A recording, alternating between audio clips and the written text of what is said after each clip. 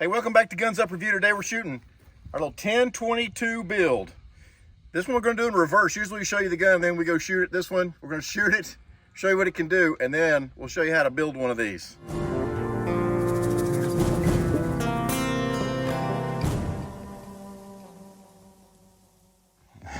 Go ahead. Okay, that's all right. That's all right.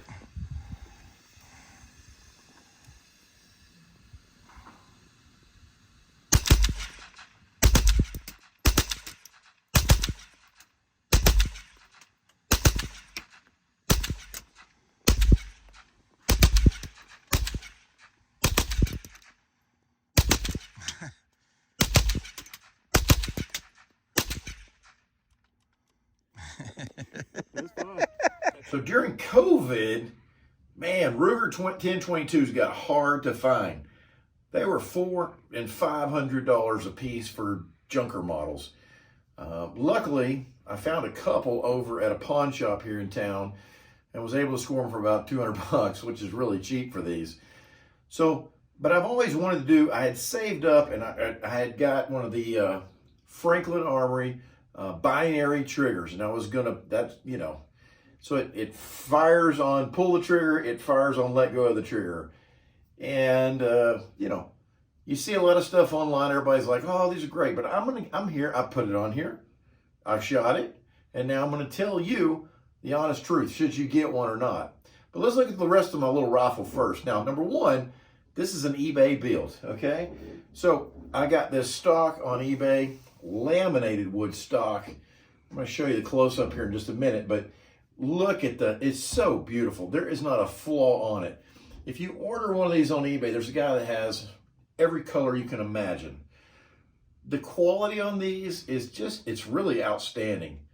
Don't hesitate, go ahead and get one. They're really, really great. They come with the lug on the bottom here, the little brass fitting that tightens the action up. They come with the sling mounts already on them. And I ordered the bull barrel version. And I also ordered this sweet blue carbon fiber barrel with, look at here, threaded end cap, okay? So if, we want to get salty one day and put a little can on there or something, we sure can, okay? Now I've stuck a little Simmons 4X scope on here. And I went and shot this, okay? I have the Franklin binary trigger. Now, I am the #1 fan of Volquartsen's, like TG2000, their trigger group 2000.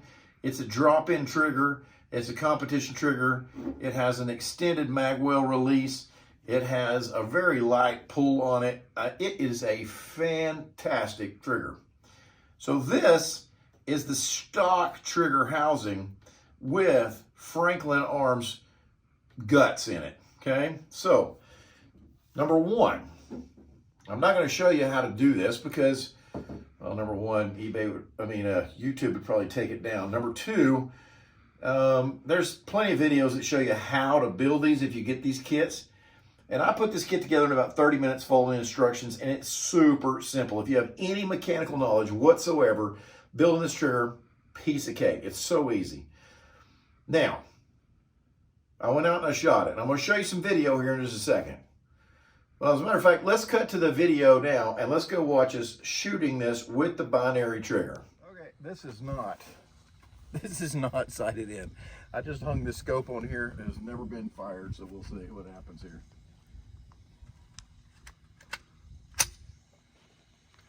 How close is it? First shot.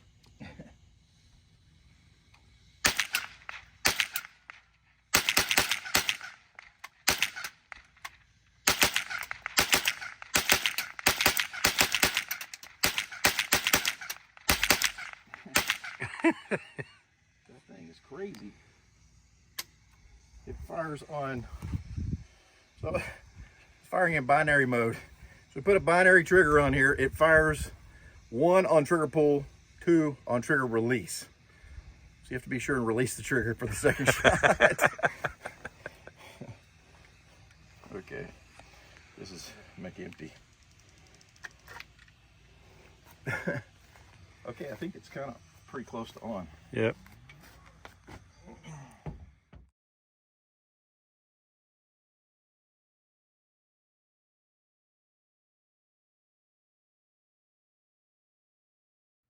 Okay, as you can see, this takes a little getting used to. You see the guys online, they're just ripping off whole mags, just like almost full on.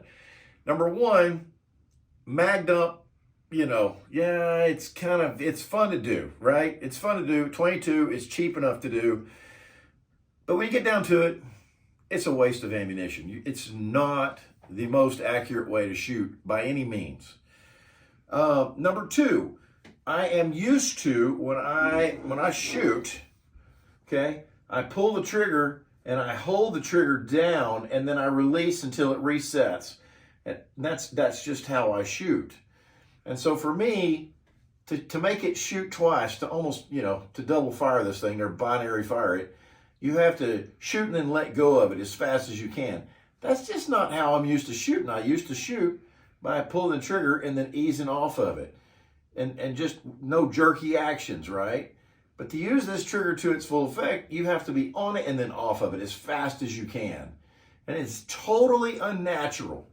So I'm going to tell you the dirty truth about this. Is it worth getting one of these Franklin binary triggers? If you ask me, I'd say the answer is no. Number one, the trigger is super heavy. You probably go from about a 2.5 pound trigger to probably about a 4 to 4.5 pound trigger. Number two, it's not natural. It's not the way I shoot.